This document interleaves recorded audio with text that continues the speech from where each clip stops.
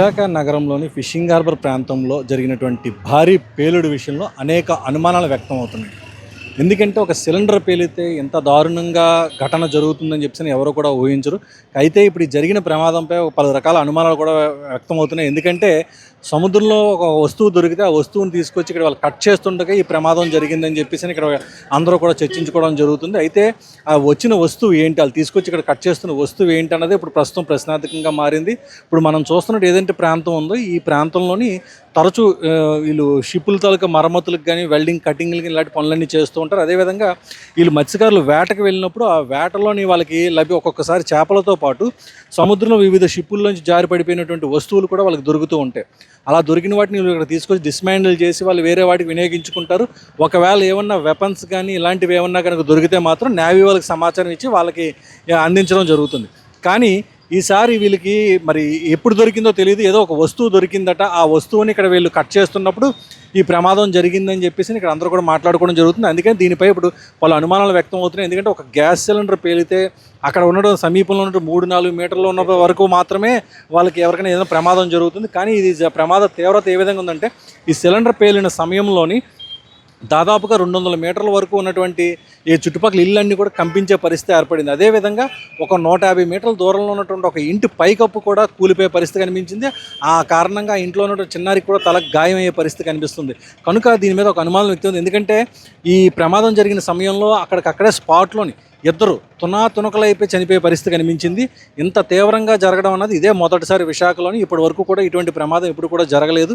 అయితే ఈ ప్రమాదం మీద ఇప్పటికే దర్యాప్తు కూడా ఆదేశించడం జరుగుతుంది. అయితే దీనికోసం స్పెషల్ టీమ్స్ ఇక్కడికి వస్తాయని చెప్పేసి అని అధికారులు భావిస్తున్నారు. ఎందుకంటే ఎక్స్ప్లోజివ్ టీమ్స్ని ఇక్కడ రప్పించి అసలు జరిగిన ప్రమాదం ఏంటన్నదో దీనిపై పరిశీలన చేసి ఎంక్వైరీ చేద్దామని చెప్పి నాకు భావిస్తున్నారు. ఇక్కడ జరిగిన ప్రమాద సమయంలోనే ఇక్కడ కనీసం ఎక్కడా కూడా సిలిండర్ బ్లాస్ట్ అయితే సిలిండర్ తాలూకా పీసెస్ ముక్కలు కూడా కనిపించాలి. ఎందుకంటే విడిపోతుంది సిలిండర్ పేలితే, కనుక ఆ సిలిండర్ కూడా కనిపించట్లేదు. ప్రమాదం జరిగిన సమయంలోనే 2 డొమెస్టిక్ సిలిండర్లు అలాగే 2 ఆక్సిజన్ సిలిండర్స్ కూడా ఉన్నాయి. ఆక్సిజన్ సిలిండర్స్ కన్నా పేరితే మాత్రం ప్రమాద తీవ్రత ఎక్కువ ఉంటుంది, కానీ ఏవి కూడా పేరలేదు.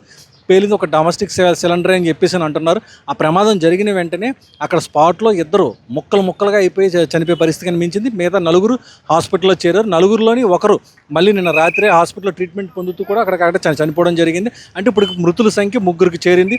మరో 3 హాస్పిటల్లో తీవ్ర గాయాలతో ఉన్నారు. అక్కడ ఉన్న వాళ్ళ పరిస్థితి ఎలా ఉంది అంటే నిజంగా చెప్పాలి అంటే వాళ్ళు ఉన్నటువంటి వార్డులోని వైద్యులను అడిగితే వాళ్ళు చెప్తున్నారు, ఏదైతే ప్రమాదం జరిగిందో ప్రమాదానికి తీవ్ర గాయాల పాలైన వాళ్ళు ఎవరైతే ఉన్న క్షతగాతులు వాళ్ళకి ఒంటిలో ఎక్కడికక్కడ బోన్స్ విరిగిపోయి ఉన్నాయని చెప్పేసి అని అక్కడ ఉన్నటువంటి వైద్యులు చెప్పే పరిస్థితి కనిపిస్తుంది. అంటే ఈ ప్రమాద తీవ్రత అంత దారుణంగా ఉందని చెప్పేసి అనుకుంటున్నారు.